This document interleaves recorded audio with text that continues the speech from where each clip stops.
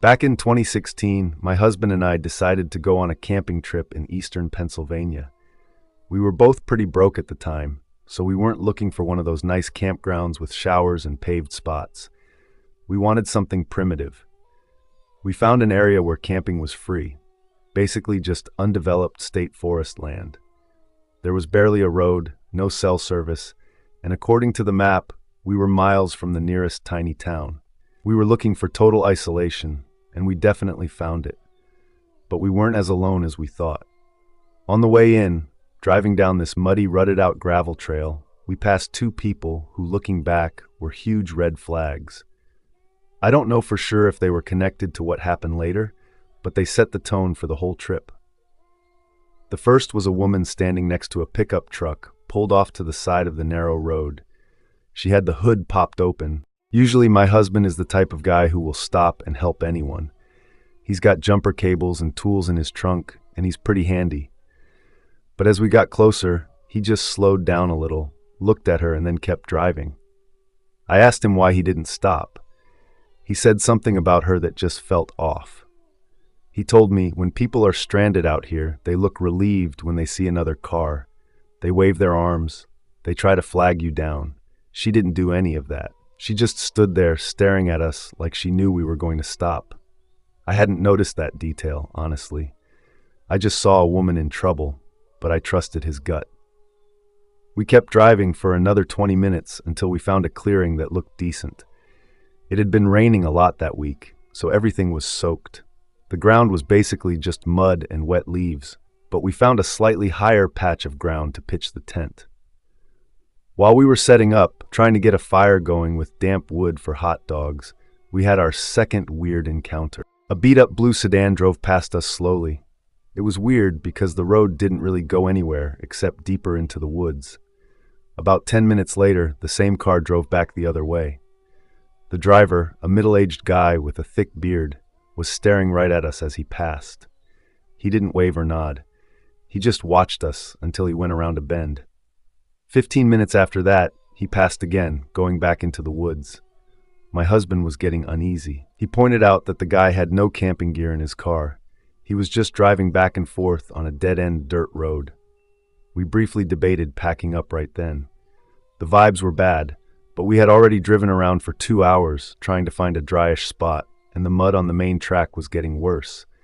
We figured if we moved, we'd just leave tire tracks right to our new spot anyway. So we rationalized it. Maybe he was just a local looking for a spot to hunt. Or maybe he was just weird. He didn't come back a fourth time. We ate our hot dogs, drank some water, and goofed off until it got dark. The woods get incredibly dark when there's no light pollution. We crawled into the tent around 10, and despite the earlier weirdness, we fell asleep pretty fast. Sometime around 3 a.m., I was jolted awake by the loudest sound I have ever heard in the woods. I can't even describe it perfectly. It didn't sound like an animal. It sounded mechanical. My husband later described it as a chain gun revving up, like that metallic grinding sound before it actually fires. Another way he described it was like someone dragging a metal shovel over gravel, but amplified through a massive loudspeaker. It was aggressive, unnatural, and terrifyingly loud. My husband shot straight up in his sleeping bag. He scrambled to the little mesh window of the tent and peered out. It was dead silent outside now, just the usual crickets. "What was that?" I said. I was shaking. He stayed quiet for a second, still looking out. Then he lay back down, but he didn't relax. "It was probably just some machinery way off in the distance," he told me back. "Sound carries weird out here. Go back to sleep." I wanted to believe him, so I tried to close my eyes, but he didn't go back to sleep. I could feel him lying perfectly still next to me, rigid, listening. Every little noise outside suddenly sounded like footsteps. A twig snapping sounded like a boot. Wind rustling the wet leaves sounded like someone brushing against the tent. After about 20 minutes of just lying there in the dark, terrified, he suddenly sat up. "Get dressed," he said. His voice wasn't a whisper anymore, but it was low and serious. "We're leaving now." I didn't argue. I pulled my jeans on over my pajama pants. Before he unzipped the tent door, he reached into his duffel bag and pulled out a machete we had bought specifically for this trip.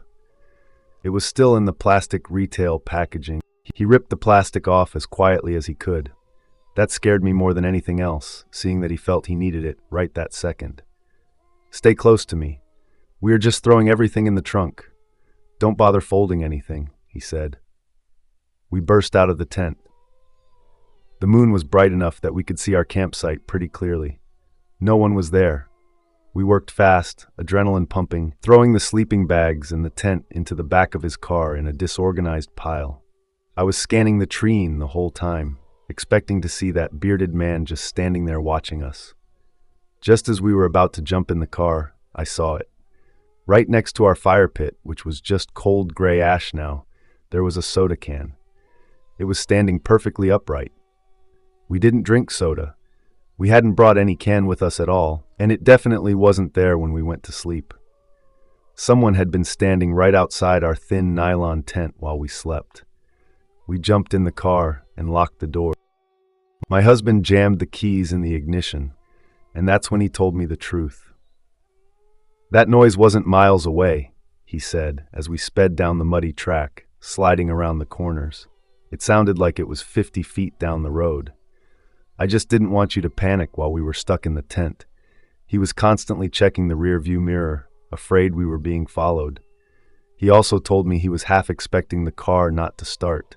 He thought maybe the reason they hadn't attacked us yet was that they had siphoned our gas to strand us there. Luckily, we had a hybrid. Even if they had drained the tank, we had enough electric battery to get a few miles down the road to civilization. We nervously joked later that it would make a great commercial.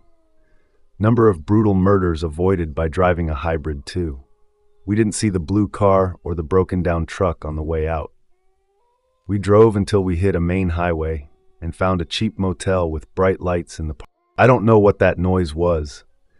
I don't know if it was the man in the sedan trying to scare us out of the tent or something else entirely, but I know someone was close enough to hear us breathing while we slept, and they left that soda can to let us know. We still go camping, but we stick to state parks with rangers and plenty of other people around.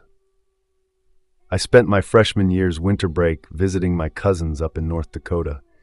If you've never been there in winter, you don't understand how desolate it gets. It's just miles of flat, open snow and freezing wind that cuts right through you. One night, we were at their friend's house with some other girls. It got late around 3 a.m., and I was exhausted. I didn't want to sleep on a basement floor, so I decided to just walk back to my cousin's place. It wasn't a huge town. The houses were spread out with patches of woods and open fields between them. The cold air hit me hard when I stepped outside. The moon was out reflecting off the snow, so it was surprisingly bright. I took the usual path, which cut straight behind the friend's house, through a wooded area, and then across a large open field to my cousin's neighborhood.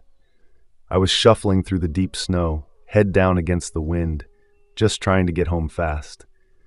I happened to look up, and to my left, about 10 from where I was standing, maybe 75 yards away, near the edge of the trees, there was another figure walking in the opposite direction. I saw him a split second before he saw me. When he noticed me, he jerked his shoulders up, obviously startled. I laughed out loud. It was just a nervous reaction because he scared me. I gave a little wave like, "Oops, sorry, you startled me." He didn't wave back. He just stopped dead in his tracks and stared at me. I stopped too, thinking he might say something. That's when I realized he was wearing a full-face ski mask.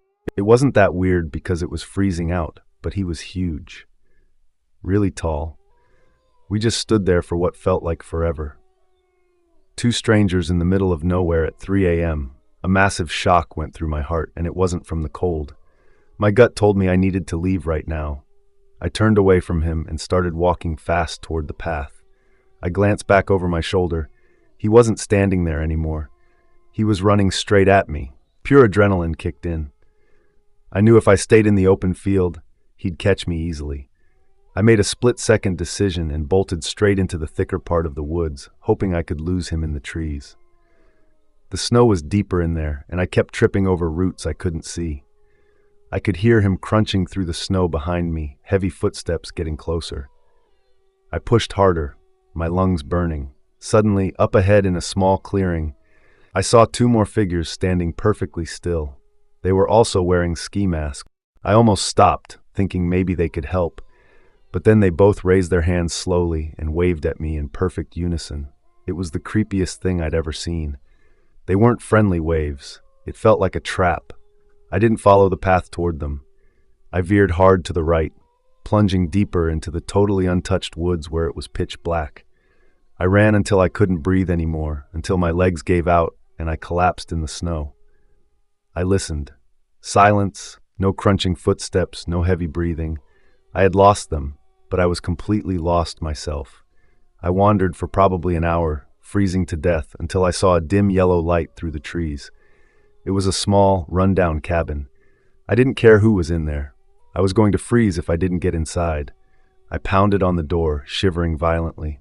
After a minute, an elderly woman opened it. She looked confused but kind. I quickly explained that I got turned around walking home and was freezing. She ushered me in immediately, gave me a blanket, and made me some hot tea. She was incredibly sweet, exactly the kind of grandma figure you'd want to find. She told me it was too dangerous to walk back now in the dark, but I could sleep on her couch. My son will be here first thing in the morning, she said. He has a truck. He can drive you to your cousin's. I was so relieved I almost cried. I slept heavily, exhausted from the terror. I woke up to the smell of coffee and the sound of a heavy door closing. "Good morning, dear," the old woman said from the kitchen. "My son just got here." I sat up, rubbing my eyes, and looked toward the door. A man was standing there stomping snow off his massive boots. He was huge. He was wearing the same dark jacket and pants as the man from the field. He looked up at me and my blood ran cold. He wasn't wearing the ski mask anymore. He was holding it in his hand. It was him, the same guy who chased me. He didn't look surprised to see me. He just stared, a weird half smile on his face. "Ready for that ride?" he asked. His voice was deep and flat. "I actually think I know where I am now," I stammered, standing up and grabbing my coat. My hands were shaking so bad I could barely zip it. "It looks way clearer in the daylight. I'll just walk. Thanks so much for everything." I didn't wait for them to argue. I pushed past him, trying not to touch him, and burst out the door. I practically ran the entire way back to my cousin's house in the daylight. I haven't been back to North Dakota since. I remember when I was 18, just old enough to be considered an adult in our local scout group. It was basically like Boy Scouts, but we called it the Youth Rangers or something similar in our area. The big rite of passage for us was the 3-feather challenge.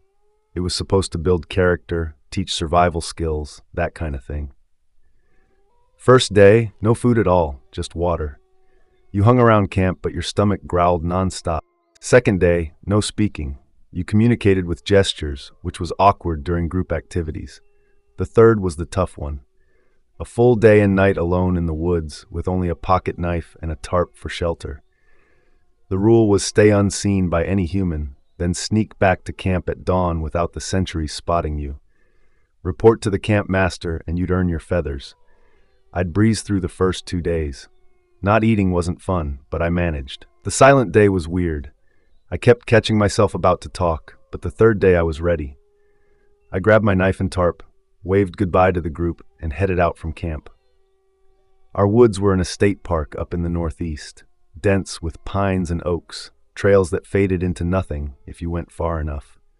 I walked for hours, maybe 5 or 6 miles, pushing into the overgrown sections where thorns scratched my arms, and the ground was uneven with roots. I wanted the remotest spot possible, no chance of hikers or anyone stumbling on me. Found a small clearing surrounded by thick brush about as wild as it got without being totally lost. I set up my tarp between 2 trees like a lean-to and sharpened a stick with my knife just to pass the time.